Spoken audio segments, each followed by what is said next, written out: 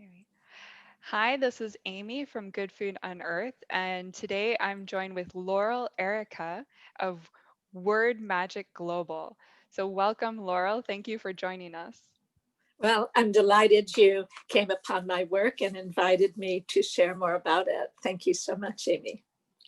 Now, if you don't know Laurel, she has an amazing approach to language and words. And some of you might have come across a video where she addresses the secret spells in the English language, how they can actually play in our minds, in our subconscious, and affect the way that we feel, the way we perceive. So she has been developing her craft, I would say, and sharing it with people. And it's really important, I think, for us to look at this now um, when we recognize how much narrative and the control of information and language really shapes our worldview. So, and Laurel has been, I've read this packet of information from her, and the title on there is Blazing a Path to a New World Arter, A which I new think, word order. yes, New Word Arter, which is such a nice way to take that New World Order term and rephrase it into something so beautiful. Thank Um, you. so I wonder if we could start off with if you could give us a bit of your story, your background into your relationship with language. Well, thank you. I'm wondering whether it would be best. Well, there's so many different ways I could start. And one way would be to share the essence of the secret spells of the English language, because it's the quickest window into my perception about puns, about words that carry the same sound but different meanings.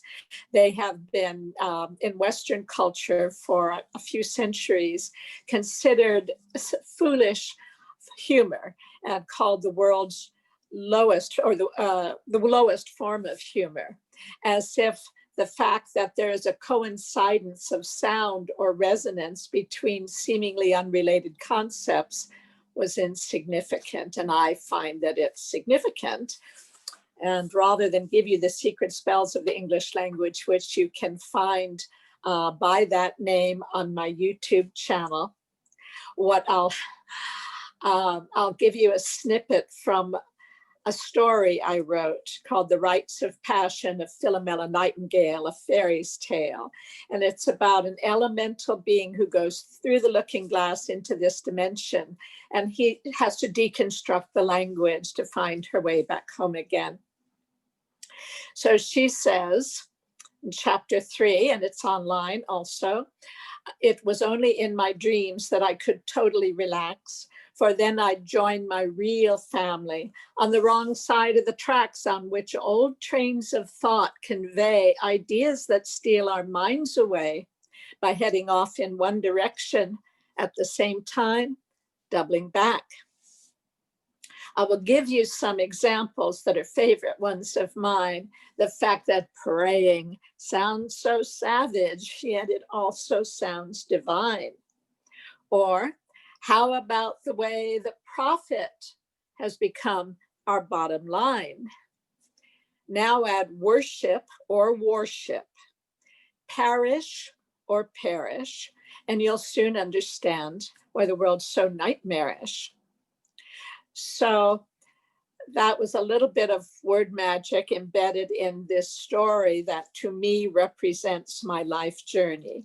I feel like this, I am an elemental being, and I'm an embodied elemental of the English language. So I have a very personal relationship with it. It's been whispering its secrets to me since I was like 3 or more years old. And I've put it together like pieces in a puzzle. And I describe it as a translation of the English language. And I spell that TRANCE with the ideas that words put us in a linguistic-based trance. And as you no doubt know, the instrument of hypnosis is language. It's words. And my 10-year-old grandson, who was playing with words with me, said, you know, if you take the word word and you turn it around, it becomes DROW. And I'm thinking, yeah, well. And he says, that's the beginning of drowsy. And when you read words in a book in bed, you get drowsy. And of course, those are the words of the hypnotist. You are feeling drowsy. So we have a language with a built-in programming that puts us to sleep.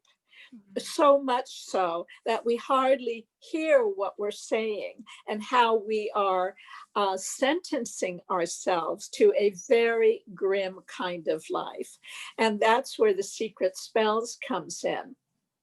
So in that particular video that went spiral, so I don't say it went viral, because look what happened when we all affirmed that as our greatest desire online. So the secret spells, I call it our premier life sentence. And it's that we awake each morning and go off during the weekdays to earn our living at various jobs and undertakings until we come to the weekend. And everyone agrees that that's the normal way of life. However, more people die of heart failure between 6 and 10 a.m. Monday morning than any other time of the week. So as I mentioned, I do what I call a translation of the English language. And when you translate that life sentence, you remember that awake is a party to celebrate somebody's life after they died. So we awake with an alarm in the morning. And morning, of course, is the state we're in when we attend awake. So when we say to each other, good morning, on a subliminal level, we're saying good grief.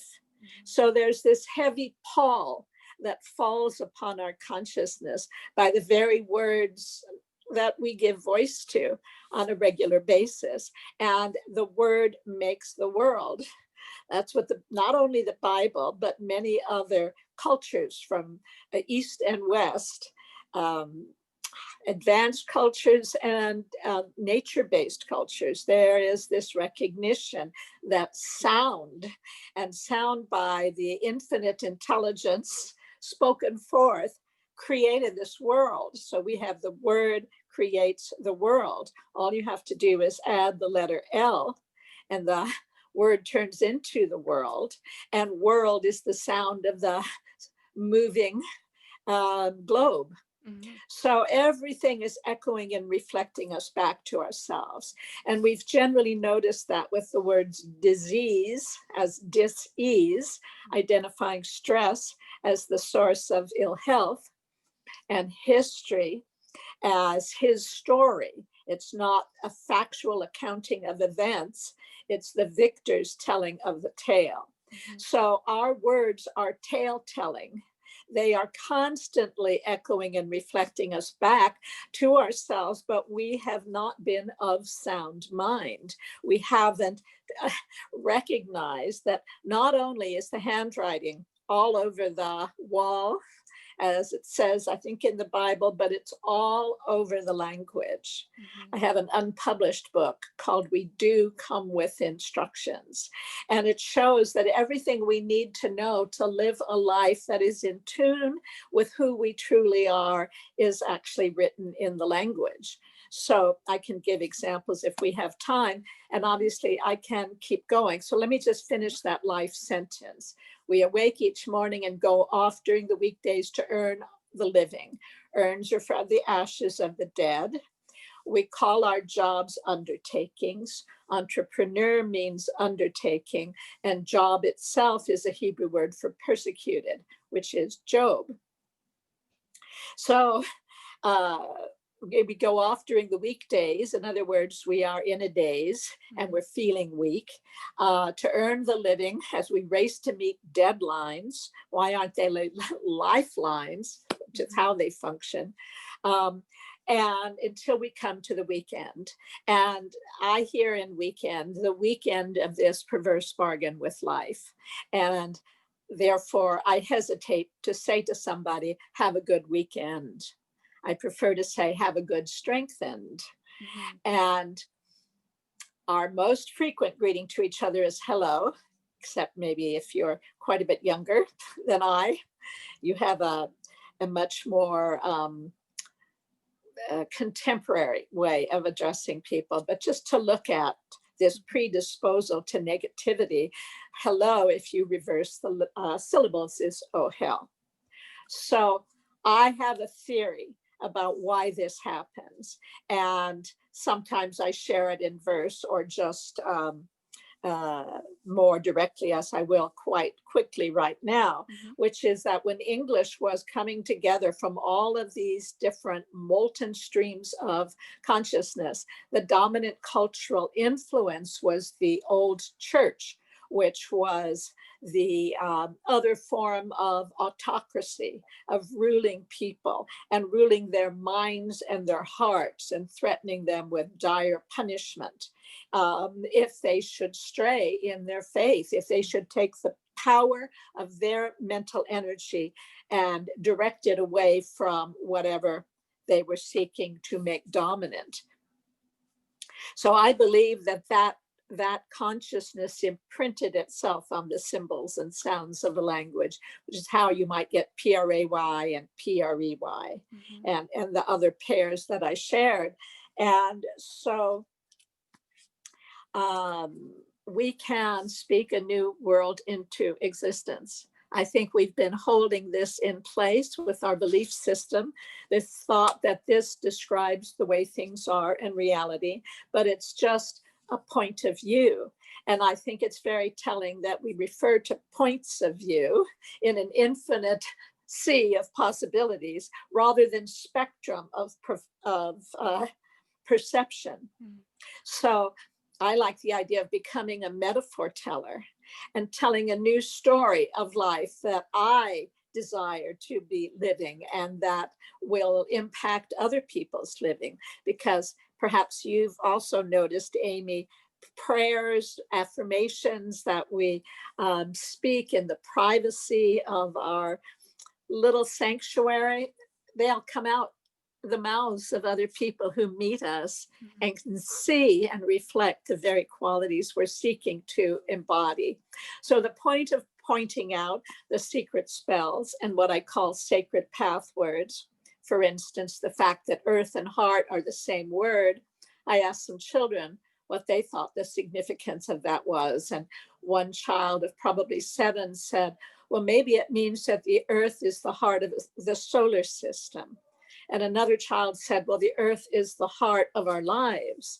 So when we understand that we are connected to the earth through the heart, we can see also that life is not about getting ahead of everyone else in the human race, but to get a heart full of love and compassion for everyone else, because what we share with others is ours to live as well. So no way to cheat that. And I find that interesting, the speaking with children. I wonder if you could tell us about the quote from Henry Miller that's on your site, because we often think that, well, I've noticed, I grew up in the US and there's this culture of going to school, that's where you get educated. But my experience is that everybody has intelligence in their own way. Everybody has an innate wisdom, and the children approaching things with a childlike mind, like the language, you take away all the assumptions so you can meet it right there in that present moment and see what it's trying to tell you, and then what comes out from you is something really profound. And I wonder if you could tell us about that Henry Miller quote and why you have it up on your website. I don't have it in front of me and I don't have it memorized. Are you able Okay. to read it, or I'll paraphrase it? You could paraphrase it. Yeah. Okay. He says that when we are quiet, we are all capable of uttering profound truths, and that there's no mystery to who we are. We are all kings and poets and musicians, and all we need to do is get quiet, and that innate wisdom comes forth and speaks itself through us. And I don't know if it's still a phrase in use, but when I was growing up, there was the phrase "out of the mouths of babes." Mm. Is that familiar to you, Yes. Amy? Yes. Mm. So, meaning people are startled by the wisdom that a child might um, express through their unique observations that haven't been filtered or conditioned by other people's assumptions and superimpositions of conditioned belief systems. So we all have that. And what's so amazing is even if it gets covered over because of all the conditioning, it never goes away and it still is available. Mhm. And I'll get back to that in a moment. But now going back to children and the wisdom that can come out of the mouths of babes, there's no comparable statement about the wisdom that comes out of the mouths of adolescents or older people. It's like we get stupider as we get older because we're taken away from our original, fresh perceptions and given the conditioned, accepted way of seeing the world. Mm. And a little piece I wrote years ago says, we've a cellular line to the divine, but ego causes static. As we each let go and enjoy the flow, our lives become ecstatic. So, what I find is when my mind gets quiet and I can just feel it sometimes, like it just wants to grab onto an idea, like a steel trap. It might want to grab onto a judgment or Mm. mull over something fearful, whatever. It's like the mind is like this hungry junkyard dog. Mhm. And if I don't feed it, it settles down and then the heart opens up and the beauty pours through. And that is always there. And there are resources I can point people toward if you're interested in experiencing a quiet mind and open heart more often.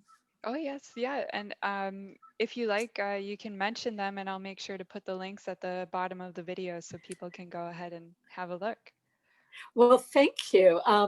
Was recently introduced to something called the Headless Way, Hmm. and it was founded by a man, I believe, a mystic philosopher named Douglas Harding. Hmm. But there are Headless Way Zoom calls all the time, and you could find like a list of those.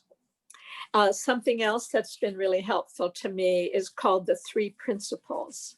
Okay. And it came from an enlightenment experience in the early 70s um, that was visited upon a Scottish welder in Canada named Sid Banks, Sydbanks. And this is not a process or a practice, it's exposure, ongoing exposure to the awareness that everything you think is wrong with you is nothing but an idea Mm. that you've invested emotional energy into. It is not a reality. And I've spoken with a psychiatrist who's worked with people with extreme diagnoses in mental hospitals, who then, just through the exposure and not by meditating or anything else, become aware that, oh my gosh, this insanity is just my mind talking to itself. Mhm. And that seems, it happens for different people in different ways and progressively. It really quiets the mind. Mm. So one of the people I enjoy listening to who has a podcast is Dr. Amy Johnson, Mm. and she has the Changeable podcast. Okay. Yep. And Michael O'Neill has Caffeine for the Soul. Hmm. So both of these are really good places to start. Great. So I wonder if we could dig in a bit more into the ancient wisdom that can be discovered through wordplay and the art of sound. And before you go into that, I just want to like ground us a little bit for some people here and say that if you look at it scientifically, when you have a thought in your mind, that actually results in a change in your biochemistry, which changes your physiology, which affects your behavior.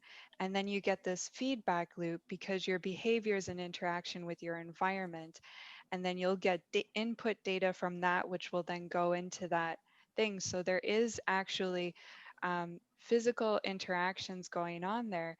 And the way that we use speech, whether it's spoken or written. Like, I love the way you write, Laurel, because sometimes you change the shape of the words so that we could see them in a different way. And that shape itself, I think, has a vibration. So I wonder if you could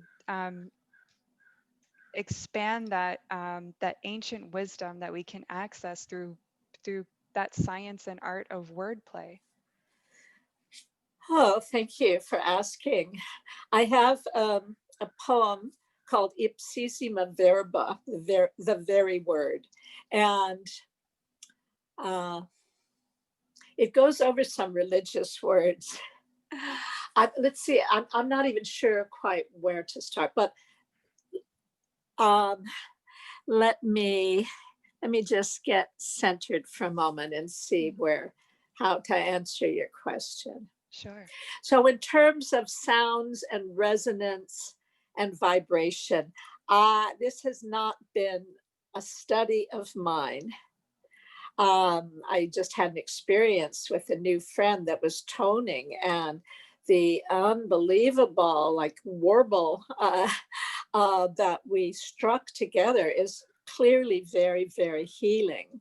So in the beginning, there was the word, it begins with sound, and the word sound connotes with resonance, being of the same vibration, frequency, and the musicality of something.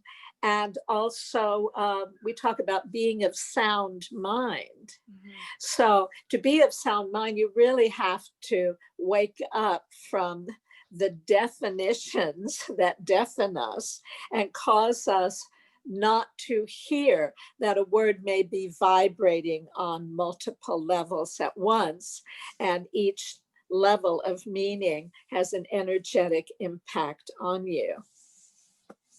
So in terms of the ancient wisdom, I believe that something that there has to, for a lie to be perpetrated, there has to be enough aliveness in it for it to endure. So there is truth mixed in with the lie to perpetuate the lie. And it's interesting to me that if you take the word alive and you remove the V, then you have a lie. It's not alive. And I look at that V as like the arrow tip of spirit infusing life force into matter. So there are words that are true words, but they may be backwards. And for instance, the word S-U-N, which is the sun, that's the sun in the sky, and S-O-N, your male child. I believe they are, the definitions need to be transposed, that the sun in the sky needs that big O in the center for the fiery orb, and your son has the U because he's part of you and he's a chalice for spirit to come in. So let's see if I can share this piece, Ipsissima Verba, with you, because, and then I'll want to do, there's another that's, I think is pretty funny. But anyway, we'll start with Ipsissima Verba, and it goes, from worshiping the sun, meaning that in the sky, we switch to worshiping the Son of God, same name, same concept. So from worshiping the sun, we switch to worshiping the sun. And so I cannot help but wonder just how far we've really come, since every philosopher who's ever touched the high Empyrean has said the light of the divine is meant to shine in everyone. And so I took a look at dogma, for I've always found its sound odd, and discovered that it's backward. Turned around, it spells out, am God. Next, I took the Holy Eucharist and saw that with a letter switch, a door appears to paradise because it now spells you a Christ. I also saw an atheist bound by no faith cannot exist, for breathe a space twixt A and T, and a theist shows up instantly. Then I found the word theocracy, where church and state dictate united, and governmental policy is said to be divinely guided, is actually a homonym, which means it has a verbal twin. It's a sonic twin. The alternate theocracy, spelled with an S and not a C, is not in every dictionary, which is itself a commentary. For theocracy is union of the personal God within, around, below, above. So what need have we for admonitions, taboos, decrees, and prohibitions when all are guaranteed admission to the promised land by definition? Yeah, that's wonderful. Thank you. Yeah. And let me see if, Oh, yes, go I ahead. just want to mention there's a TED Talk you can find that Laurel did with the 9, I believe it was 9 words that would change the way you view life forever. And it's really well done. The theocracy was in there, I remember. Oh, and some other words, and some words yeah, theocracy was one of the words I learned. Oh, it's theodicy that's Yes, in that's there. right. Yes. Theodicy. And Yeah. I was trying to rhyme the Odyssey to write a poem for someone. And then I kept hearing it in my head, seeking a magnetic rhyme. And then I heard theodicy, that has to be a word. And it is indeed. And it means a vindication of the goodness of God in relation to the existence of evil. And I take that to mean many of us have been through so much pain and loss and confusion and suffering that it's easy to feel ruined. And yet, theodicy to me means God is more than this. Whatever you call God, infinite intelligence, whatever your name for God, this infinite divine love intelligence is within us. The infinite self-describes as infinite. So it is within us, and at any point along the way through grace, through prayer, through however we can shed the layers of conditioning that have diminished our capacity to be who we are fully, and thereby share the gifts in ways that make a powerful difference. So that wisdom that was within us in early childhood that gets lost as we go through what we openly call adolescence, the teenage years before we become a grown up adult, which is another word for idiot. So this is why, the wisdom is all there in the language. We do come with instructions. We just have been deafened by our definitions. We've been told to listen to words that have the same meaning but unrelated sound, and consider those that have the same sound but seemingly unrelated meaning, to consider them coincidence. But a coincidence is a coincidence, but it's dismissed as insignificant without ever being explored about, well, what are these two odd beings, odd concepts doing in the same sound? Like, for instance, the word, we're having a conversation, and later we can say, well, we discussed this and that. Well, on another level, disgust is disgust. Mm. And a lot of people have disgust for opinions other than their own because they're operating on a pinpoint of view. So, and the words are just a constant distraction, and playing with words is a way of awakening awareness, coming out of the trance Mhm. that is created by language, and start creating new words and phrases that can communicate at a higher level and inspire higher consciousness. Mhm. And I think it's so beautiful that you can take almost anything that is in existence, such as a word, and or just a language, and when you try to um, figure it out, like you ask the questions, you deconstruct it, you pull it apart, you see how you yourself interpret it. I don't know if you've ever read Bertrand Russell. He wrote a very big book on, it's called On Human Knowledge. And he talks about how, questioning you as the perceiver, the receiver of information. So, when you're touching something, what is it you're really experiencing? Like, really, really go into that, really dig into it.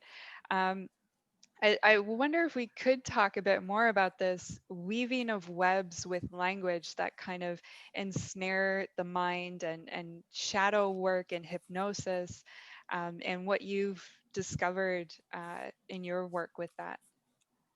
Well, thank you. Yes, the first time I was being hypnotized, I went to see someone with the given name of Merlin, hoping he would teach me to hypnotize myself so I could heal from depression. And in the first session, he was doing the hypnotic induction, and he said, "You're experiencing rest, deep rest." And I said, "There's that word." And he said, "What word?" And I said, depressed. And it occurred to me that on a certain level, my mind might think that depression is the way to get a deep rest. So, and I like the fact that hypnosis can also be hip, as in up to the minute, and with it, and gnosis, which is secret and occult language, and or knowledge rather. Sometimes I feel like we're living in a cartoon world because it's I call it backward land. And in my holiday poem, which is on YouTube and is called Gifts of Presence, I talk about why I think of it as backward land, because we kill for peace, we die for a good time, we find horror and violence, entertainment. I mean, we are so out of sync with ourselves. And part of what does that is the language itself. Um, so I'm trying to think what other examples to give you at the moment of that, or maybe pick up with your question where you are, and let me see if I can carry that further. Well, I guess, kind of what from what I was reading from you, the images that I was getting was, I don't know if you know about the multi-dimensional, like humans as a multi-dimensional being, where there's the physical, there's the intangible, there's all these different things we can perceive at different levels. And what I saw was that in, say, the fourth dimensional space, there's these ideas, right? These packets of ideas. And for some people, what can happen, because I remember in you talking about your own, the way you resonate can magnetize vibrations to you.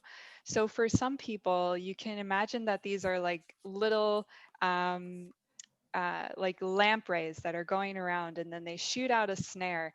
And some people, when they start to pay attention to their, look into their subconscious and their motivations, they'll see holes in the net that's descended on them. And then other people can see that, oh, wait, I can actually cut through the holes and get out of it.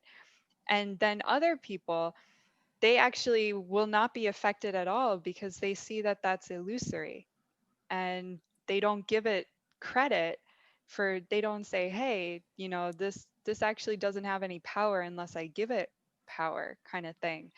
um, and when you talked about the world, you gave me this beautiful image of vibration and water. When it's flowing, it's going in this pattern, it's just whirling and it's smooth. But what happens, um, is if we're in discord, we're like these discordant notes. We're tight, we're tangled. And then what we can do with our language is help us disentangle so the world can go again. I mean, but it's, when you're talking about I wonder if you could talk about that, how we are magnetizes certain things to us, or how, things can sneak into our subconscious without us knowing it, and what can happen from that. Well, I don't know that I can say a whole lot more than what you've said yourself. Mm. What I do is bring awareness to how our words impact us on an emotional level and on a subconscious level, and how, as you said at the beginning, the word creates a lens, our lens on the world. We think it is as we say it. So that life sentence that I shared is a very dark vision of reality, of the fallen state of humanity and the misery of life. And that's only one possibility. I mean, there's each one of us, every self is a cell in the body of humanity on the planet. And when one tries to take from another, like if the heart tried to steal cells from the liver, everything ultimately collapses. And it's been that consciousness that we have to look outside ourselves for, to fill our needs, to fill our insatiable appetites for that which can never satisfy. It is that has brought us into a state where, as the one being called humanity, we have jeopardized the existence of our species and every other species and all the life-giving elements on the planet. I mean, so my thought has been, because I see how the English language seeds that very distorted vision of reality and possibilities and perpetuates it, because everything is vibration. And when we name something, we are adding vibratory energy to it, and it can manifest. And a little bit ago, I mentioned going spiral rather than going viral, because so many minds focused on going viral and the whole world went viral. So coincidence? Well, yeah, it is a coincidence. Was it a coincidence, a coincidence without causation that we participated in creating? Who can say? I just think that since the Bible, on which the Western civilization is based, since it says death and life are in the power of the tongue, I tend to take that seriously and not shoot off my mouth or trash talk other people, because that's in my mouth. It's in my vibratory field. And if people have seen, and they're available, I'm sure still online, the photographs of Miss Masaru Emoto, E-M-O-T-O, who took photographs of water crystals, and he did tests with pre-analyzed distilled water in little test tubes and wrapped with a word on it in the various languages. Beautiful words. When the water was frozen and a crystal looked under a microscope, beautiful patterns. Mm-hmm. Uh, Mean, ugly words created ugly, distorted patterns. Mm-hmm. So we are made of water, 70% or something like that. Mm-hmm. The same with the planet, at least 70% water. So if even our unspoken words are creating, are impacting the water, it's like the word water upside down. I mean, the W becomes M, and that's water and mater. We're Yeah. born of the mother. We're born of the sea. And the sea, SEA, from which we all evolved, is also the SEE. It's perception. How we see things and say it is what we're creating. Mm-hmm. So when there is a worldview that is clearly built into the language, as I have shared with WordMagic and other people have shared, then why don't we consider language to be software, and English the leading software of the Western mind?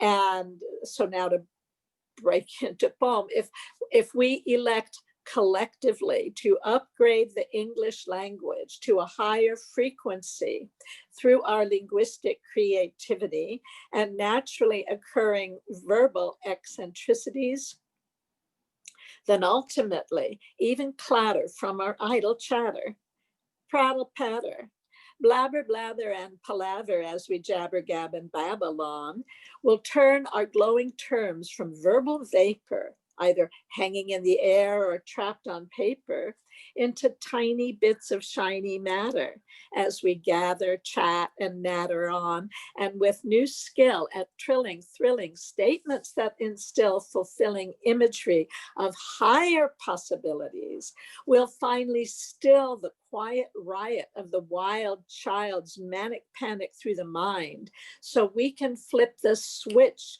enlightening every circuit of our consciousness with the electric surge of verbiage that encourages superb and selfless services to spread from soul to soul around the globe by what is said in all the light years up ahead. And then, from the islands of silence between all that's spoken, we will listen as doors to the heartland spring open. Wow. That's beautiful. Thank you. So that's Yeah. the vision. Yeah. And that's, I'm going to use your version of the word. It's beautiful. That was, Right. yeah. Well, that happened when I was, people have noticed dis-ease in his Mm. story, but Mm-hmm. they think that these are isolated examples of the words echoing and reflecting us back, but it happens all the time. Mm-hmm. And so one time I was on a beautiful park overlooking the ocean, and I said to my invisible friends, give me a new word. And they gave me what beautiful really is, and Mm-hmm. how anyone can be beautiful at any age. It is also the secret of eternal youth. And it's self-obvious. It is, as you just said, it is be you to full. That's the only way you can be the fullest, most radiant, wise, brilliant, beautiful expression of yourself, is to Yeah. follow your own path. Yeah, absolutely. And I know that in the Tao Te Ching, it's said that really all you need to do, and it's much like nature, and you yourself use nature as a teacher. Anything that grows, it all it needs to do is express itself.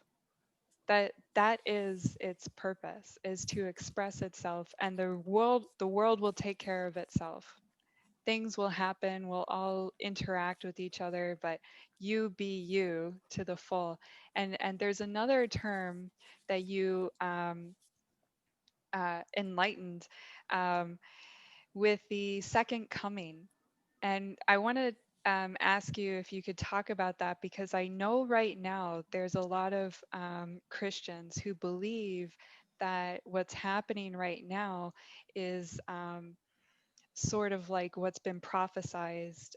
I'm not very familiar with it, but this is what I'm getting, and they're believing in a second coming of Christ. but I wonder if you could talk about how you came across that term and how it spoke to you. Which term are you speaking The of? second coming. Oh, Perusia. Are you talking about that particular word, or Or just how the you change. concept of the second coming? Okay, Yes, yeah. I think Yeah. so. I am one who believes that Jesus the Christ was not an exception, but an example Mhm. of quality and power and beauty and wisdom and love, consciousness that is a potential within all of us. And we have the whole range of potential from the lowest form of expression to the highest that the Christ exemplified.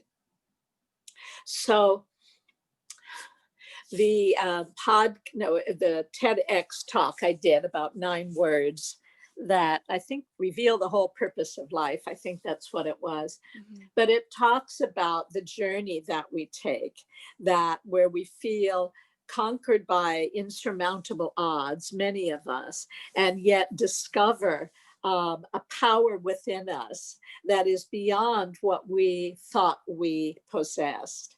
And one of my favorite demonstrations of that, or illustrations, was in the Wonder Woman movie, where of recent vintage, where Wonder Woman is being defeated by her teacher, played by Robin Wright.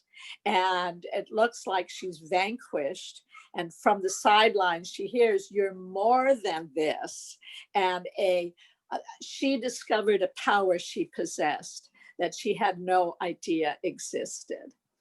So that's what I think our opportunity is at this point, is to discover qualities and capacities that are inherent in us, that are apparent when we look at little children and they don their superhero cape or tiara. They know that there is something about them that is greater than this dimension. They feel larger than this dimension. And whenever I'm on a tall in a tall building or a low flying airplane, I see we're living in this tiny toy town. And we have these outsized personalities and egos, but we're really on what looks like a game board. And our mind gets focused downward and into downward spirals of disappointment and desperation. And yet within us is a power greater than we can imagine. And when we use that power to bring forth our own greatness in support of other people achieving their magnificence, then what we create together nourishes everybody fully. So there's a Sanskrit word, Purusha, Parousia. Well, actually, it derives from the Sanskrit, but this is Parousia. The definition I saw of it once was the presence in anything of the idea after which it was formed, which is a roundabout way of saying that the blueprint for your divine expression is within you. Just like the plans for a massive oak is within a tiny oak tree, acorn rather. Mm-hmm. And the impulse for that tree to burst forth and begin growing from the acorn, there's a word for it, a Greek word, which is entelechy. And the fulfillment of our potential is also entelechy. So what I look at is that the challenges we go through, the odyssey of theodicy, discovering that no matter how much pain we have been through, how much loss and all of that, that who we are in spirit is more even than that. And as we connect with that, we develop a quality of spirit and consciousness. And we have examples. Nelson Mandela, for instance, 27 years in prison, evidently the first number of years filled with rage and hatred. But then he began wondering, who would I have to be as a being to be able to lead my country if I was ever to get free? This is my ill-remembered, anyway, that concept. So what I believe the second coming is each one of us coming to. It's an awakening into greater consciousness that the Savior we are seeking is within ourselves. And that as we each, I mean, there's no greater pleasure or privilege than to be yourself to the fullest. The sensation of it is so exquisite. And as it turns out, the part of the brain that is stimulated through kindness, through altruism, is the same pleasure center that cocaine touches. Mm. So if you want to live in pleasure, then loving kindness, being yourself to the fullest. And of course, so many of us, I've spent a lifetime in therapy because I had such a challenging upbringing. But, the modalities, the consciousness is so much more evolved than when I started that journey. Mm-hmm. And so I know the theodicy, that the divine I am that I am is greater than everything else, everything that I endured. And that what I was able to create as a result of going on that journey is what has us talking right now, and what has brought a global audience, just me playing with words as a refuge against the pain of existence. Mm-hmm. and then it turns around. And that's my view of the second coming. It's us realizing, coming to and realizing that the divine I am, the Christ consciousness, is a potential within us all. And I truly believe that with the darkening of the dark is the lightening of the light, and the payoff for those of us who decided to brave it and be here at this time. And the payoff is to be able to access more and more of our conduit to infinite intelligence and love. And I wonder if before we finish off, and you can tell us about where people can find your work and connect with you, about the little I and the big I. Okay.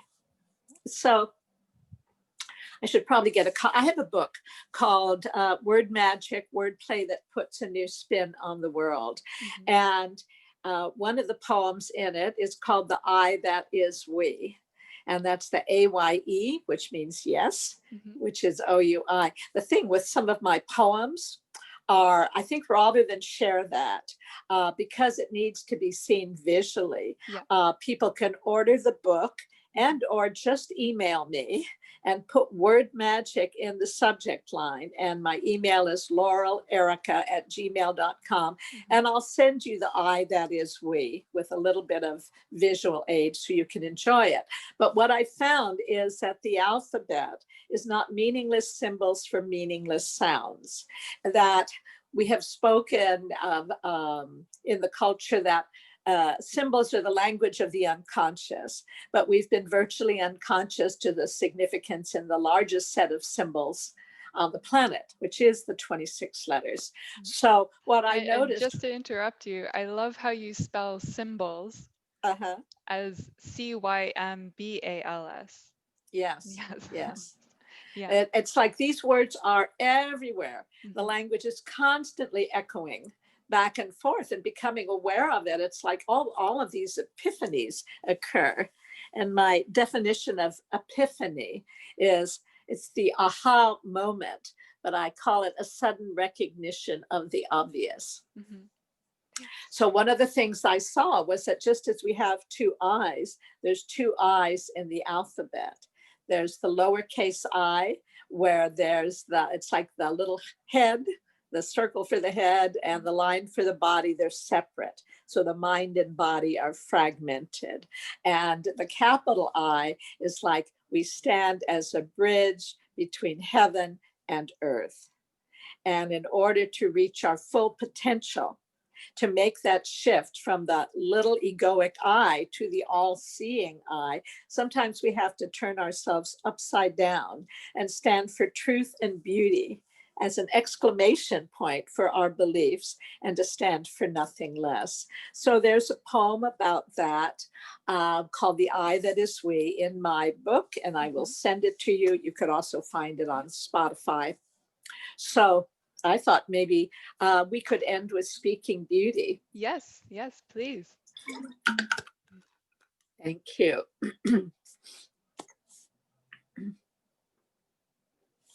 We are godlings on this planet, here because we all pre-planned it. Ghastly, ghostly shadows, damn it, now's our chance to Superman it. Lift your voices, re-enchant it. Freedom's codes are all semantic. Though we're small and sometimes frantic, souls are whole and all gigantic. These may be our darkest hours, yet each of us has superpowers. The infinite is infinite, which means we can turn on the light. All life's a dream, and we're the dreamers. Though hate's streaming through the schemers, we're all here as world redeemers, beaming peace. We're love's supremers. So mages, sorceresses, sages, artists of all sorts and ages, share your gifts now. Be courageous. Daring actions are contagious. A diamond mind and heart of gold are gifts, the prophecies foretold for those uniting souls on earth by honoring each being's full worth. When we let go of againstness, we step into our immenseness. For the genesis of genius is the light we strike between us when we share the gifts with which we're blessed to inspire higher consciousness. Then we'll gain what we've been dreaming of, the gift of everlasting love, the bliss of everlasting love, the kiss of everlasting love. So that's speaking beauty. Thank you so much. And that's a wonderful way to end the show. I think I want to leave people with that. I'm going to put links to your websites below the video, so, and your email, as you mentioned, so people can contact you and get in touch with you. And you are a consultant, I believe, with that's something that you Well, I do to do help help. people. Yeah. Yes, I have edited many, many books, edited and ghosted, but basically I'm doing my own writing now. And for those who want consulting, I have a writing class, and it's 4 sessions for $125. You have an opportunity to share what you're creating and to get feedback from other people and from me as well to advance your program, your project rather. And this Thursday, next, I guess it's the 10th, I'm starting again a 4-part WordMagic workshop called Making Light of the English Language in support of our collective ascension. So if you go to my website, wordmagicglobal.com, you will be privy to all the new events that are happening. You'll have access to a lot of podcasts I've previously done, and YouTubes and blogs. And you'll also, with the welcome email, receive a link to download my free ebook, which is called The Book of E, a Book of Alphabet Alchemy. Great. Thank you so much, Laurel. This has been a wonderful conversation, and I'm so glad that I found you and your voice, because I think more people will be accessing this and changing things. So, thank you so much, Amy. Love to you, and I'm so honored to be invited and so blessed by your beautiful consciousness. Thank you.